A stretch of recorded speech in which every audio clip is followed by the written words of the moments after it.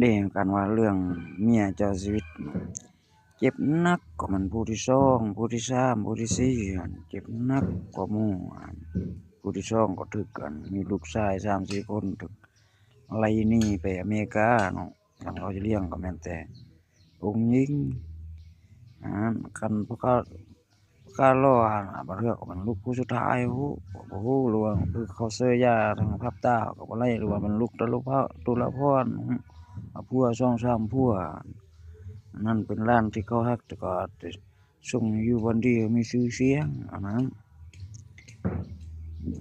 ตัวเมียผู้ที่สองเป็นดาราเนาะบางเทื่อก็แนะนำเจ้าชีวิตน่ะผู้เป็นผัวพารั่วพาเร่งเวลาเขาไปแสดงหนังนำหมู่คู่เขาจะนี่อยู่ผัวเฮาคือว่าแม่นเชื่อเจ้าแต่ว่าบางเทื่อก็เอาผู้สาวมาแบบว่าแบบเขาเป็นเจ้าเขารั่วแม่งบางเทื่อมานอนฮอดบ่อนนะเทื่อเมียบ่ได้นอนนำก็ยังมีเนาะเวลาไปแสดงหนังโอ้ว่าลำไรแล้วคันผัวซั่วแล้วนี่เฮาก็คิดร้อยคนที่เขามักเขาฮักก็ยังมีนะแต่ดอกถึกอันฝ่ายเจ้าข่มขู่เอาซั่นนั้นคันอันเมียผู้ที่สามก็คือ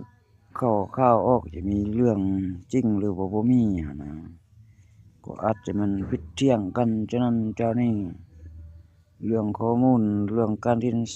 เซาคือกันนั่นแหละจนบังคับให้เมียพวกแก้เครื่องหมดว่าเฮ็ดวันเกิดเมียแก้เครื่องให้หมดแต่ผู้อื่นเขาได้ภาพแต่เขาก็บ่ได้ผู้ที่สองบ่มีผู้ที่สามบ่มีเจ้าชายหลาอันนั้นผู้รอลักไปเมื่อคืนมันงานคอนเสิร์ตแม่งก็เลยถึกกับไล่นี่นั่นผู้ที่สองผู้ที่สามคันผู้ที่สี่นี่อาจจะแต่ผู้ที่สามก็เจ็บหนักกว่าพี่น้องพ่อแม่ถึกเขาคุกหมดเลยแล้วก็ตัดก็คือประเภทนี้งดเอาอยู่เฮือนบ่ได้ไปไสนะบ่ได้ออกไปเปิดหูเปิดตาเนาะผู้ที่สี่นี่ก็อาจจะแม่นคือว่าอยู่ติดชายแดนลาวแต่เขาก็จะไล่สิแม่นบ่แม่นฮู้คันแม่นแนะนำลูกหลานบริษัทพรทวงศ์เสาไสสนะก็เจ็บปวดหนักกว่าเพราะว่าเป็นอ้ายเป็นน้องเป็นแม่เป็นเอื้อยจนหมดตัวเนาะ